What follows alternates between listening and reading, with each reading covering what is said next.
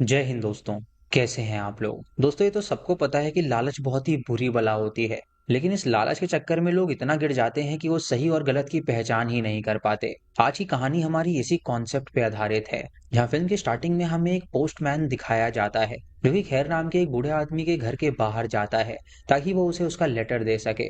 वो दरवाजे पे पहुंचकर दरवाजा खटखटाता है लेकिन कोई भी जवाब नहीं देता। तभी वो खिड़की से अंदर देखता है और उसे किसी की परछाई नजर आती है और उसे लगता है कि शायद वो मिस्टर खैर है। तभी अचानक से दरवाजा अपने आप खुल जाता है और वो पोस्टमैन ये देखकर घर के अंदर चला जाता है जहां वो मिस्टर खैर को देखता है जो कि काफी अजीब तरह बर्ताव कर रहा था। और तभी उसकी नाक से काला पदार्थ निकलने लगता है और वो वहां पर कीड़ों की उल्टी करता है जिसे देखकर वो पोस्टमैन काफी डर जाता है। लेकिन अगले ही क्षण मिस्टर खैर वहां से गायब हो जाता है और उस पोस्टमैन को उसके बेडरूम से कुछ आवाज आती है। और जब वो मिस्टर खैर के बेडरूम में जाता है तो वो उन्हें वहां पर लटका हुआ पाता है जिसे देखकर वो काफी हैरान हो जाता है। उसके बाद हमें मिस्टर खैर की दो भतीजी दिखाई जाती हैं जो कि उसके बड़े भाई की बेटियां थीं और इनके नाम होते हैं हनीफ और इश्ती। इनके माता पिता अब इस दुनिया में नहीं थे, इसलिए इन लोगों ने अपना घर छोड़ दिया था और ये शहर में जाके रह रही थीं। इत्सी हनीफ को बताती है कि उसे स्कॉलरशिप मिलने वाली है और वो एक बहुत बड़े कॉलेज में जाएगी और इस उनके हनीफ उसके लिए काफी ज्यादा खुश होती है क्योंकि वो यही चाहती थी कि उसकी छोटी बहन तरक्की करे। तभी अचानक उन्हें एक कॉल आता है और जब हनीफ उसे उठाती है तो वो जो कॉल था वो उनकी मेड का कॉल था जो कि उन्हें बताती है कि वो जल्दी से यहाँ पर आ जाएं। अब ये खबर सुन के अगली सुबह वो दोनों बहनें वहां पर जाने के लिए निकल जाती हैं। हनीफ याद करती है कि कैसे बचपन में वो लोग वहां पर रहा करते थे और एक दिन जब रात होने वाली थी तो वो दोनों बहनें घर लेट आई थीं, जहां पर उनकी माँ से उन्हें डांट भी पड़ी थी क्योंकि उनकी माँ का कहना था कि रात को वहां पर भूत घूमते हैं और अगर वो रात तक खेलेंगी तो कोई स्पिरिट उन्हें पकड़ सकती है। उसके बाद जब वो खेल रही होती हैं तो उनकी माँ डिश वॉश कर रही थी और किचन में उसकी माँ ने वहां पर किसी नेगेटिव शक्ति का एहसास किया था जिससे कि वो अजीब सा बर्ताव करने लगी थी और उसकी आंखें पूरी सफेद हो गई थी और उसके मुंह से कीड़ों की उल्टी भी हुई थी। हनीफ ये सब याद कर रही होती है और तभी वो दोनों बहनें अपने गांव पहुंच जाती हैं जहां उनके मेड का पति उन्हें लेने के लिए आता है। और हनीफ जब उनसे पूछती है कि अंकल खैर कैसे हैं तो वो बंदा कोई भी जवाब नहीं देता। अब उन दोनों को घर पहुंचते हुए रात हो जाती है और जब वो घर में आती हैं तो वो देखती हैं कि वो घर अब भी वैसा ही है। उसके बाद वो अंकल खैर से मिलने के लिए जाती हैं जहाँ खैर उन्हें कोई भी जवाब नहीं देता। और जब वो सोचती हैं कि उन्हें यहाँ से चलना चाहिए तो खैर उठता है और उनसे कहता है कि अब वो और नहीं सह सकता और वो उनके कदमों में गिर के उनसे माफी मांगने लगता है। हनीफ उससे पूछती है कि आखिर वो किस लिए माफी मांग रहे हैं लेकिन इससे पहले वो उन्हें कुछ बता पाता उसकी सांसें चली जाती हैं जिससे उनके अंकल की वहीं पर मौत हो जाती है। उसके बाद वो दोनों बहनें अपनी मेड आंटी के साथ बैठती हैं और उनसे पूछती हैं कि अंकल की वाइफ सबा कहाँ पर है। तो मेड उन्हें बताती है कि जब वो दोनों ये घर छोड़कर गई थी तो सबा भी खैर को छोड़ के कहीं पर चली गई थी और तब से ही वो वापस नहीं आई है। ये सुन के उन दोनों को काफी ज्यादा अजीब लगता है। उसके बाद वो दोनों अपने कमरे में चली जाती हैं क्योंकि अगले दिन उनके अंकल का फ्यूनरल होने वाला था और वहां पर वो दोनों बातें करने लगती हैं कि आखिर अंकल अपने आप को मारना क्यों चाहते थे। इधर खैर की लाश अचानक से अपने आप उठ जाती है और इधर स्त्री जब सो रही होती है तो अचानक से उसका दरवाजा खुल जाता है जिसे देख के वो हैरान हो जाती है और सोचने लगती है कि आखिर ये कैसे हो गया। वो उठ के जब बाहर जाती है तो उसके पीछे हम उसके अंकल की आत्मा को देख पाते हैं और उसे लगता है कि शायद उसके पीछे कोई है लेकिन जब वो पीछे मुड़ के देखती है तो वहां पर कोई भी नहीं होता। तभी इत्सी को उसके अंकल के रूम से कुछ आवाज आती है, मानो कि उसे कोई अंदर बुला रहा हो। लेकिन तभी हनीफ वॉशरूम से बाहर निकलती है और उसे पूछती है कि वो इतनी रात को यहाँ पर क्या कर रही है। तो वो बताती है कि उसे अंकल के रूम से कुछ आवाज आई थी। हनीफ उससे कहती है कि शायद ये उसका वहम होगा क्योंकि अंकल तो मर चुके हैं और अंदर से आवाज आ ही नहीं सकती। लेकिन इस्ती जानती थी कि वो सच कह रही है और उसे कोई ना कोई गड़बड़ लगने लगती है। अब अगली सुबह होते ही उसके अंकल का फ्यूनरल करा जाता है और हनीफ और इत्सी जब वहां से जा रही होती हैं तो अचानक से इत्सी के सर में दर्द होने लगता है और उसकी नाक से खून भी आ रहा था। ये देखकर वो सभी काफी ज्यादा हैरान हो जाते हैं और मेड आंटी कहती है कि उन्हें वापस अंदर चलना चाहिए और आराम करना चाहिए। इसीलिए वो इत्सी को तुरंत अंदर ले जाते हैं और उसे सुला देते हैं। उसके बाद हनीफ जब बाहर जाती है तो उसे अपना एक टॉय मिलता है जो कि बचपन में उसकी माँ ने उसे बना के दिया था और वो याद करती है कि कैसे उसकी माँ ने उसके लिए वो बनाया था। वो उस की चेन को ले जाती है और अपने बैग में लगा देती है और उसके बाद जब वो खिड़की का पर्दा हटाती है तो वो उनके घर के बाहर खड़ी काले कपड़े में एक लेडी को देखती है जो कि उनके घर की तरफ ही घूर रही थी। लेकिन जब वो हनीफ को देखती है तो वो तुरंत वहां से चली जाती है। और दोस्तों ये लेडी कौन थी या आपको फिल्म के एंड में पता चलेगा, तो वीडियो में बने रहें क्योंकि अंत का जो ट्विस्ट है वो बहुत ही बढ़िया है। उसके बाद हनीफ याद करती है कि कैसे उसकी माँ की तबीयत बहुत ज्यादा खराब हो गई थी और ऐसा लगने लगा था कि शायद उसकी माँ की जो बॉडी है उसको किसी ने पोजेस कर लिया है। इसीलिए उसकी माँ बहुत ज्यादा अजीब तरह बर्ताव करती थी। उसकी माँ ने जोर जोर से अपना सर जमीन पे मार दिया था, जिसकी वजह से उसकी माँ की मौत हो गई थी।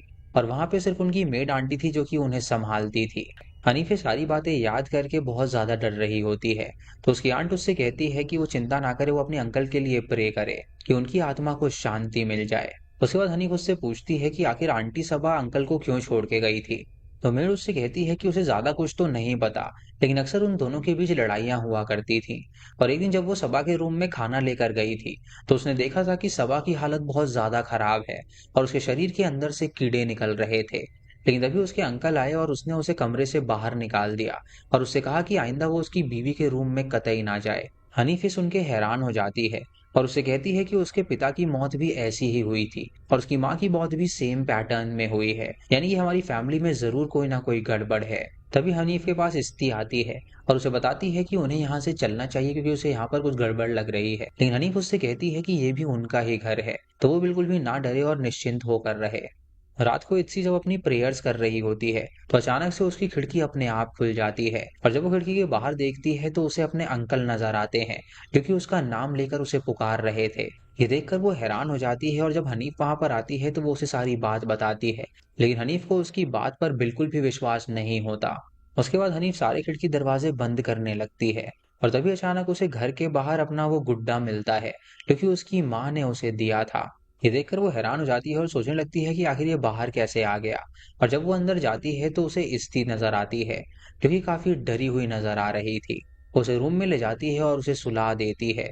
और रात को जब वो दोनों सो रही होती हैं, तो इत्सी की आंखें खुलती हैं और वो देखती है कि अचानक से उसका दरवाजा खुल गया है और उसके अंकल नीचे से क्रॉल करते हुए उसके चद्दर में घुस जाते हैं, जिसे देखकर वो डर जाती है और उसकी आंखें खुल जाती हैं और उसे लगता है कि शायद ये एक सपना था।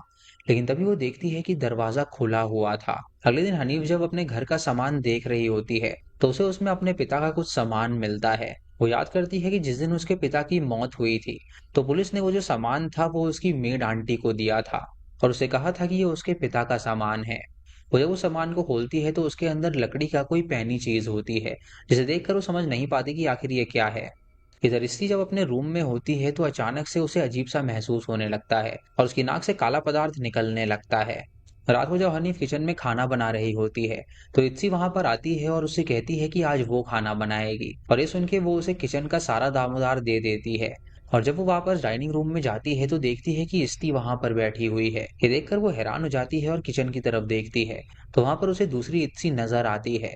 वो तुरंत दूसरी वाली इस्ती के पास जाती है, जो कि उसे स्माइल करके देखती है और अगले ही क्षण वो वहां से गायब हो जाती है।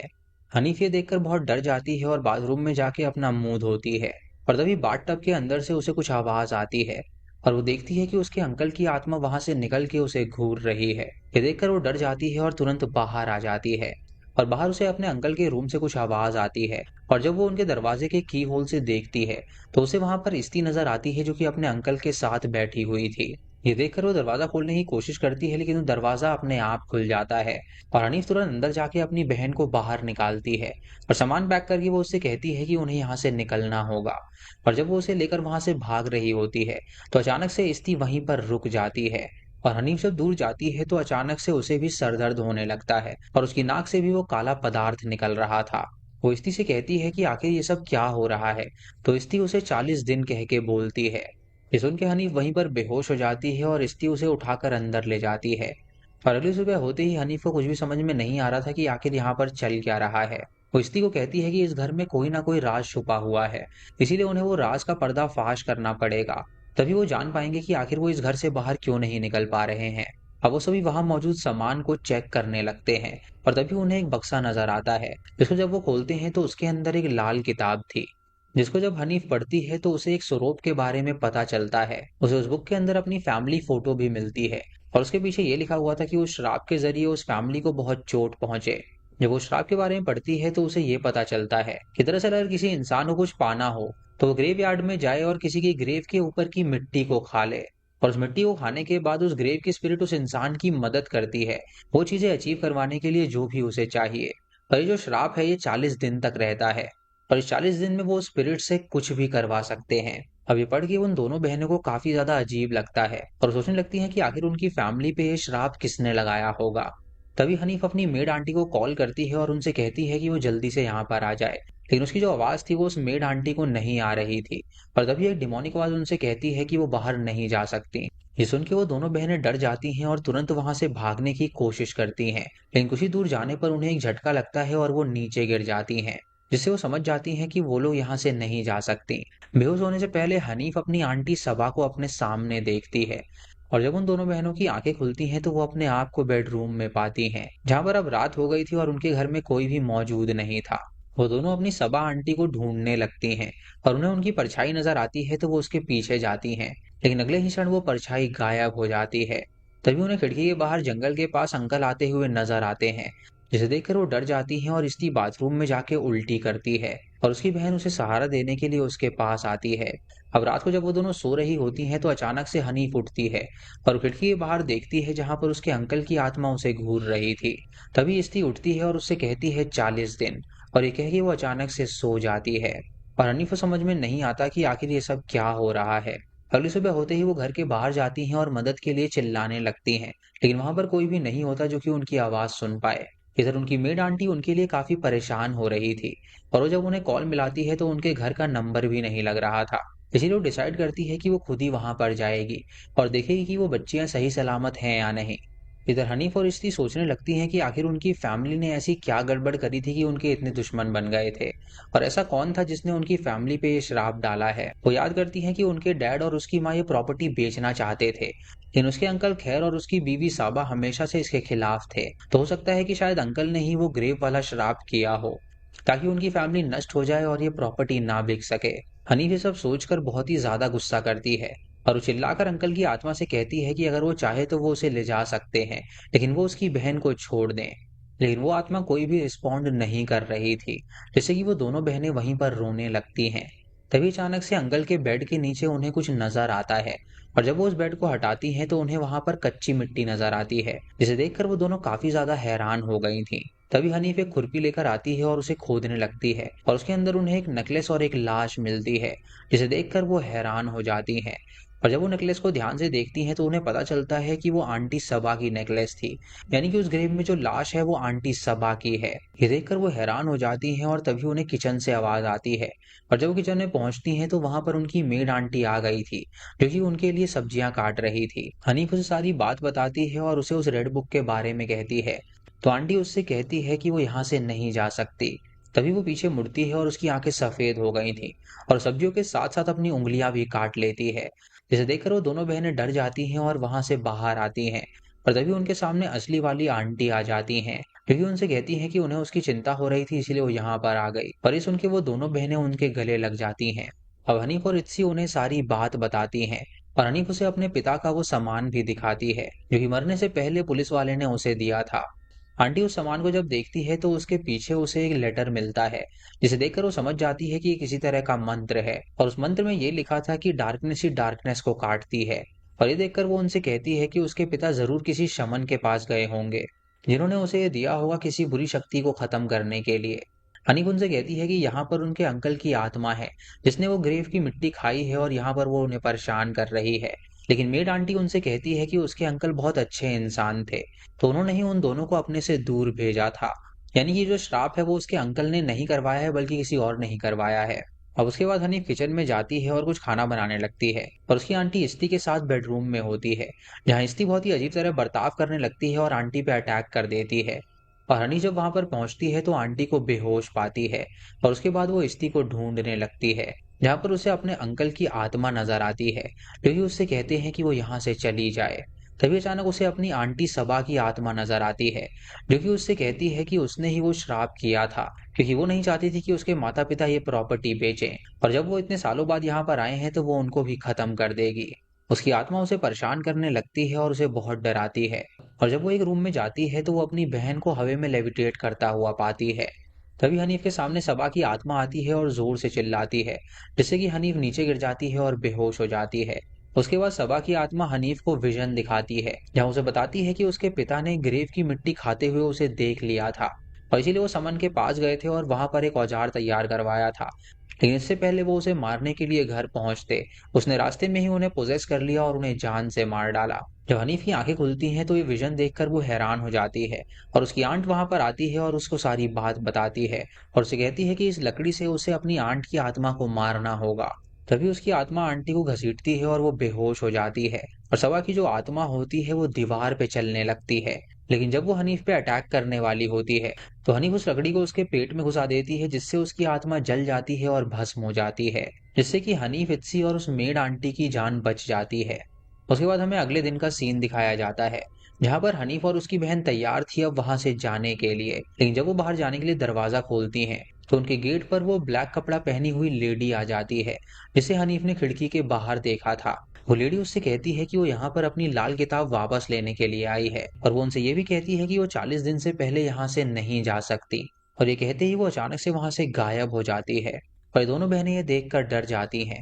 पर तभी उन्हें सबा के रूम से उसकी आवाज आती है जो कि उनका नाम लेकर उन्हें पुकार रही थी। जब वो दोनों वहां से भागने की कोशिश करती हैं तो अचानक से दरवाजा बंद हो जाता है और हम देखते हैं कि घर के बाहर मेड आंटी और उसके पति की लाश पड़ी हुई है, यानी कि उस औरत ने उन दोनों को मार डाला था। इसी के साथ ये मूवी यहीं पर खत्म हो जाती है। तो दोस्तों ये थी इस फिल्म की कहानी, जहाँ पर ये दिखाया गया है कि लालच कितनी बुरी बला है और लालच के चक्कर में इंसान न जाने क्या क्या कदम उठाता है। जैसे कि सबा ने प्रॉपर्टी के चक्कर में अपनी जान तो गंवाई ही, साथ में पूरी फैमिली ही खत्म कर दी। दोस्तों दरअसल जो उनकी आंटी सबा थी, उसकी मौत उसके अंकल ने ही करी थी और उसके बाद उसकी ग्रेव को उसने बेड के नीचे ही गाड़ दिया था, क्योंकि उनके अंकल भली भांति ये बात जानते थे कि उसकी बीवी ने ही वो श्राप उस फैमिली पे चढ़ाया है।